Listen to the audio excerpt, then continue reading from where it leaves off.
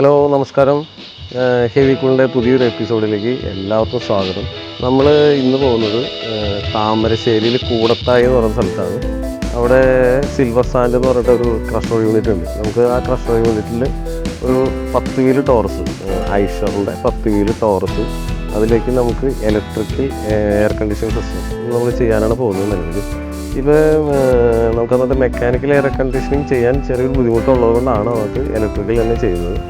പിന്നെ അതൊരു പുതിയ ടെക്നോളജി കൂടിയാണ്. നമുക്ക് ഫ്യൂവൽ കൺസംഷൻ ഇല്ലാതെ തന്നെ AC വർക്ക് ചെയ്യിക്കാവുന്ന രീതിയിൽ ഓൾറെഡി അതിനൊരു നമുക്ക് ഒരു 10 മണിക്കൂർ അല്ലെങ്കിൽ 8 മണിക്കൂർ അല്ലെങ്കിൽ 10 മണിക്കൂർ വരെ വണ്ടി സ്റ്റാർട്ട് ചെയ്യാതെ തന്നെ AC നമുക്ക് വർക്ക് ചെയ്യിക്കാവുന്ന ഒരു ഓപ്ഷനും കൂടി അതിനകത്തുണ്ടാവും.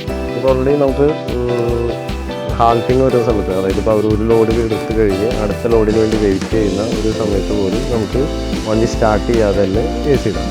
അതിൻ്റെ മെയിൻ പർപ്പസ് നമുക്ക് ഡീസൽ ലാഭം ഉണ്ടാവും എന്നുള്ളത് തന്നെയാണ്.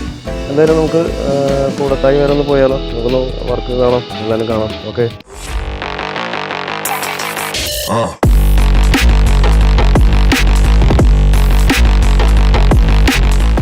വളരെയധികം നല്ലൊരു ആംബിയൻസ് ഉള്ള ഒരു ക്രഷറാണ്. ഇപ്പം ഞങ്ങൾ കണ്ടേക്കണതിൽ ഒരുവിധം നല്ല ഭംഗിയായിട്ടുള്ള ഒരു ക്രഷറും കൂടിയാണ് ഇത്.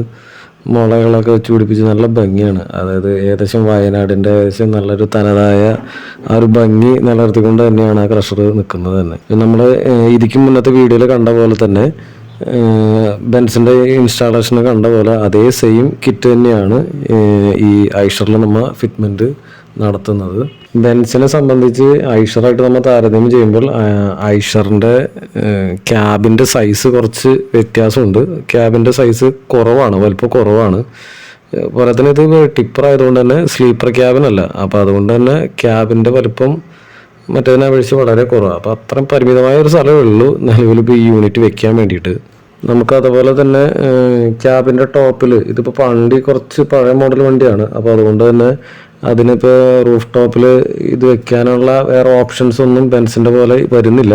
അതിപ്പോൾ നമ്മൾ ഓൾറെഡി അവിടെ നമ്മുടെ സൈസിനനുസരിച്ച് കട്ട് ചെയ്തിട്ട് മെറ്റീരിയലും കട്ട് ചെയ്തെടുത്ത് നമ്മൾ യൂണിറ്റ് അവിടെ പേസ്റ്റ് ചെയ്ത് ഇറക്കുകയാണ് ചെയ്യുന്നത്. പോരാത്തതിന് ഇത് കൂടുതലും പകൽ സമയത്ത് കോറിയിൽ നിന്ന് കല്ലെടുത്ത് ക്രഷറിലെ ടാങ്കിലേക്ക് എടുത്ത് കല്ല് കുത്തുന്ന ഒരു പരിപാടിയാണ്. അപ്പോൾ അതുകൊണ്ട് തന്നെ നല്ല ഹീറ്റ് ഉണ്ടാവും.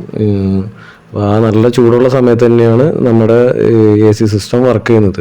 ഇപ്പോൾ രാത്രിയിൽ ഓൾറെഡി വണ്ടി ഐഡലായിരിക്കും, വണ്ടി ഓഫായിരിക്കും. പകൽ സമയത്താണ് കൂടുതലും അതിൻ്റെ വർക്ക് വരുന്നത്. അപ്പോൾ അങ്ങനത്തെ ഒരു കണ്ടീഷനിൽ, റഫായിട്ടുള്ള കണ്ടീഷനിൽ നമ്മുടെ സിസ്റ്റം യൂസ് ചെയ്യാൻ യാതൊരു പ്രശ്നവുമില്ല.